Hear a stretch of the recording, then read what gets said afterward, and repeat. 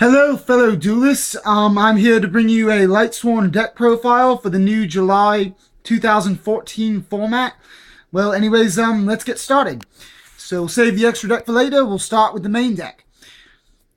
Obviously, you need triple Judgment Dragon. He is the boss monster of the deck. He's very easy to get out. Once you have your 4 Lightsworn names in the graveyard, you drop him, nuke the field, and shoot in for a direct attack. For the rest of our boss monster lineup, I'm going to run 2 Light Ray Diabolos. Light Ray Diabolos needs 5 different light attribute monsters in the graveyard, and he's a 2800 beta, and he's also got a really mad effect that people forget about. If you banish a light from your graveyard, you can actually remove one of your opponent's set cards, but nobody seems to remember that. It's kind of but it's very helpful nowadays with the way trap cards are. One Cephylon, the Ultimate Time Lord, and he's our last boss monster per se in the main deck. But not a lot of Lightsworn decks run him, but he's very good. In my particular build, we tend to mill a lot of monster cards early, and the deck runs a lot of monsters in general, so he's surprisingly easy to get out, and people won't suspect that you'll just throw him. So people will go like, Light Imprison, your Judgment Dragon is like useless, but then you just drop Cephylon on board and he's 4k and you just start beating over the stuff, and at that point effects don't even matter because you can just start ramming over things. So it's a very nice card to have in the main deck. Next, I'm going to go into your generic Lightsworns. First up, we're going to do the 3 of Lightsworns. Your triple Lumina. Obviously, if you know anything about Lightsworns, Lumina is your best Lightsworn monster. She's definitely when you run at 3, because her ability allows you to spam Lightsworns from your graveyard, so you can go Lumina into another Lumina into another Lumina, and Garoth. That's the big play, because then you can mill 9 cards during your end phase with the Luminas, and then your Garoth lets you draw every time you mill, so it's it's a very great play. Plus you can go Lumina and make some easy rank 3s, and Lumina to Raiden is nice to go into your level 7 synchros. And speaking of, I'm running triple Raiden, Hand of the Lightsworn. He's pretty good. I've seen some decks run him at 2, but I run him at 3. He's basically the new card trooper. He pumps up his own attack, and he mills during your main phase, which is the most important part, because then you can get off stuff during your main phase, like your wolves and stuff, and it also allows you to stock your grave up during your main phase for JDs. And he's very easy to get back with Lumina in order to make your level 7 synchros, so it's a nice play for that. And that's all to be said about him. Your next triple is your triple Minerva Lightsworn Maiden.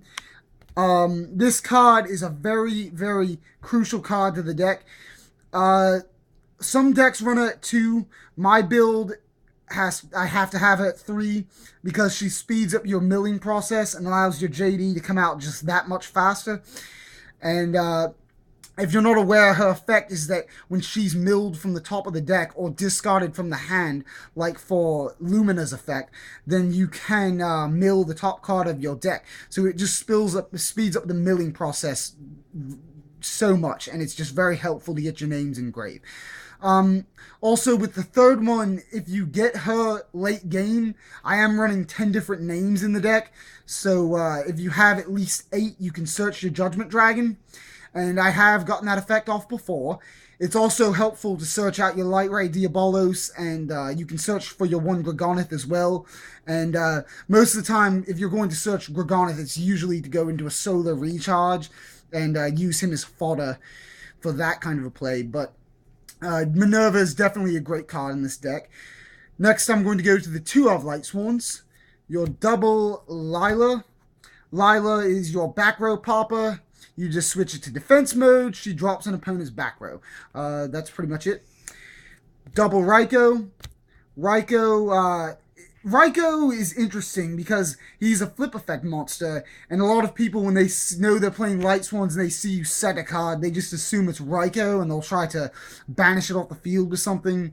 So it can get a little annoying, but I mean, Raikou's still Raikou. If you get his effect off, it's nice. You can destroy back row or a tricky monster. So he's still a good card. Double Wolf. This is the last of the two of. With the rate that you're milling, Wolf is pretty easy to get in grave. And obviously, as you know, once you get him in grave, he summons himself to the field. And he's just a huge beta at 21. And he's never truly dead. If you draw into him, you'll usually get a Lumina so you can pitch him off and get him back, or you can pitch him for solar recharge. So he's never truly dead, but he can cause some dead draw instances. Next up are my one-of Lightsworns. One Celestia. Obviously, tribute summoning is harder to do now than back in the old days, but her effect is still very powerful, and so occasionally you have to go last resort and get your Celestia on the field. But if you get her off, she's very, very powerful. Next tribute monster is my Gorgonith. Lightsworn Dragon, mostly to have another name. But he is searchable with Minerva, like I said earlier. But he's pretty good. Erin, I've got one of her. She gets over annoying stall cards and defense monsters. What's really nice is against Yugioh, she can get over Redox, which is pretty cool. But not much about her. One Gareth, because he is your draw card. If you get him on the field and your Lightsworns mill at the end phase, he allows you to draw. He allows you to mill, and then every card you mill, every Lightsworn monster you mill with his effect, you're allowed to draw. So he can greatly speed up the deck. And then the last Lightsworn monster is one Jane, just because he's still good. He's huge, 1821 if he's attacking, so he's a great, great card for battle. And our last light monster of the deck is one Honest, because you are running a bunch of light monsters, and he's pretty standard. You can just pump up your monsters. And to round out the monster lineup at 30 monster cards, I have your triple Necro Gardener, because they're the standard defense for Lightsworns. You mill these guys off, and then you banish them from grave, and you can negate an attack. So he's very helpful. I know some people have been running Rainbow Karibos. It's an alright card. I like it, but I still prefer the classic Necro Gardener.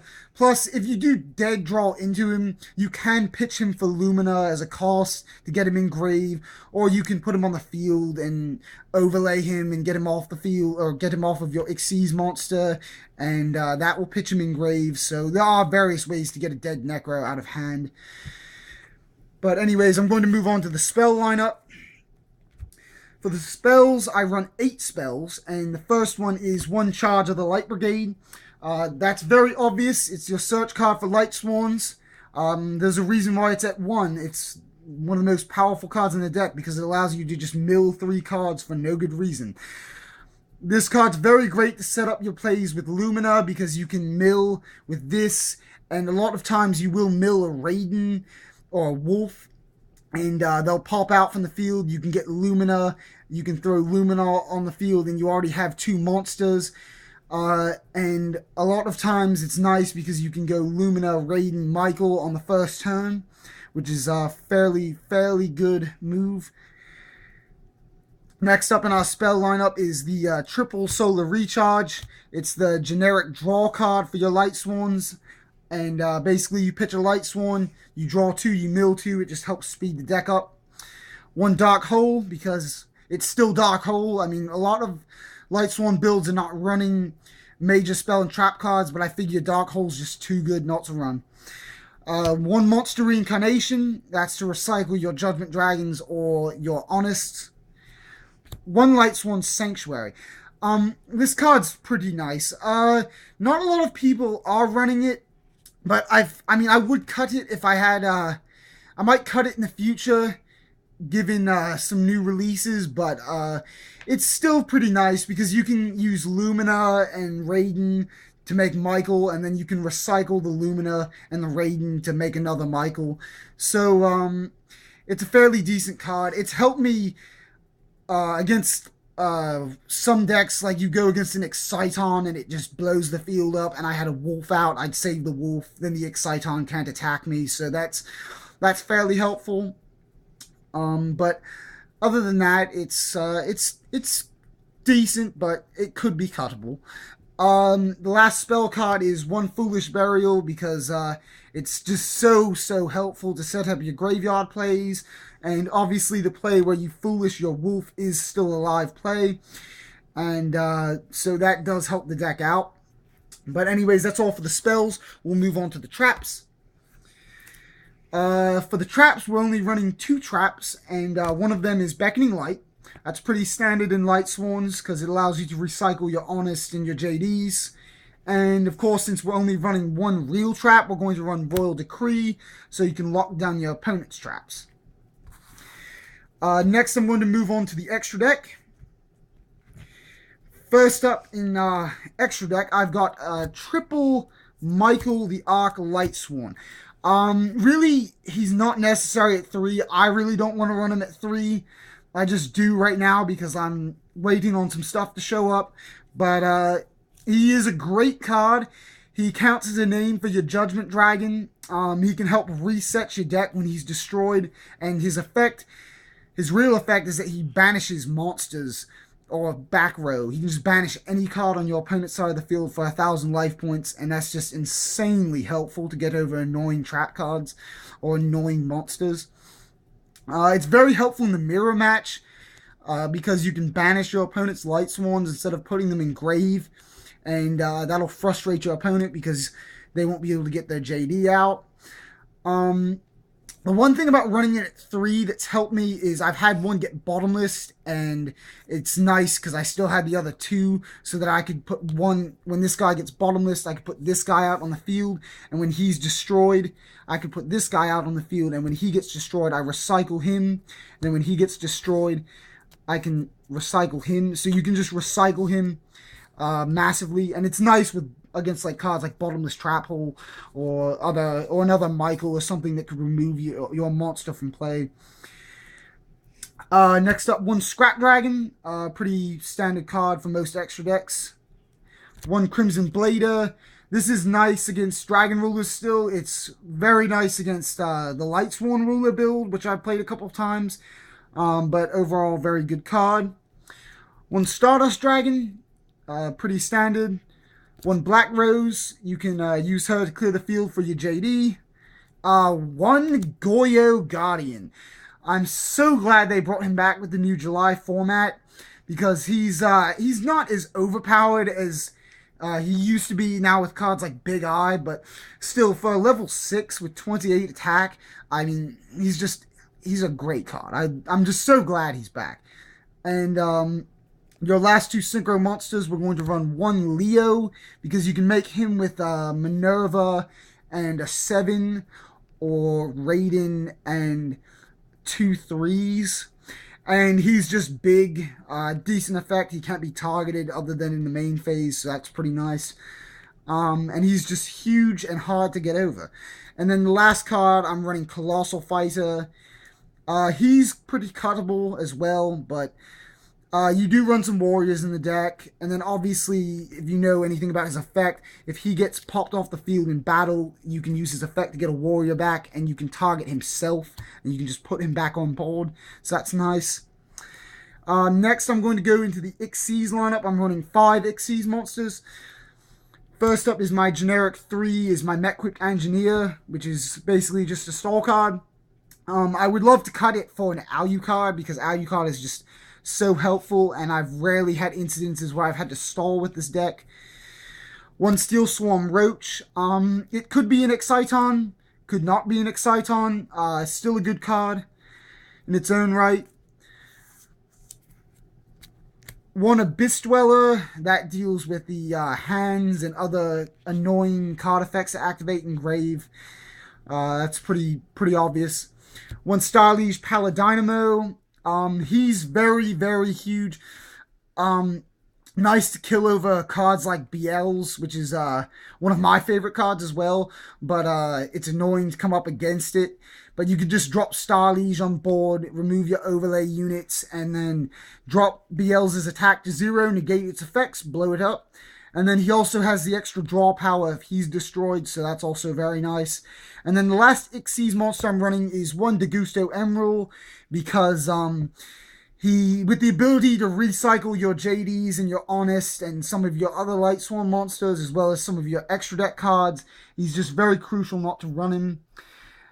So, one Degusto Emerald. That closes out the extra deck. I'm hoping to do another video after the Duelist Alliance support comes out, and hopefully I'll have some newer extra deck cards to show off, and some new blinged out Lightsworns. But I hope you've enjoyed the video, and if you have any comments or any suggestions, just leave them in the comment section below.